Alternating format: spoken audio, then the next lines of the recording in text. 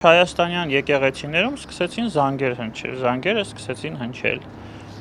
և դա ազդարարում է վտանգի մասին։ Ես ուզում եմ հիշեցնել ձեր հեռուստադիտողներին, որ իմ հիշողության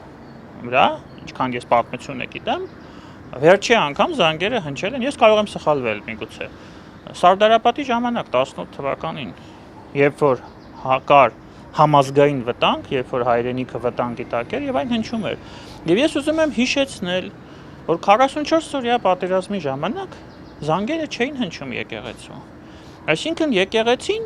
եկեղեցու առաջնորդները, ես միշտ ստիպված եմ դա նշել, որովհետեւ եկեղեցին եւ եկեղեցու առաջնորդները, որոշ առաջնորդներ, ցավոք սրտի, տարբեր բաներ են, տարբեր հասկացություններ են։ Նրանք 44-օրյայի ժամանակ վտանգ չէին զգում։ Եվ սա շատ հետաքրքիր է, ինչի չէին զգում։ Ես օրինակ լինելով շարքային քաղաքացի զգում եմ այդ վտանգը։ Զանգերը չէին հնչում։ Այսօր զանգերը հնչում են, այսօր նրանք վտանգ են տեսնում։ Ես ձեզ հարցին այսպես կպատասխանեմ. Սա абսուրդ է։ Այսինքն այսօր վտանգը իրենց է հասել, իրենք հիշել են զանգերի մասին, իսկ 44-օրյայի ժամանակ ոչ։ Եվ սա պարադոքս է։ Ինչպես կարելի էր 44-օրյայի ժամանակ, երբ որ մեր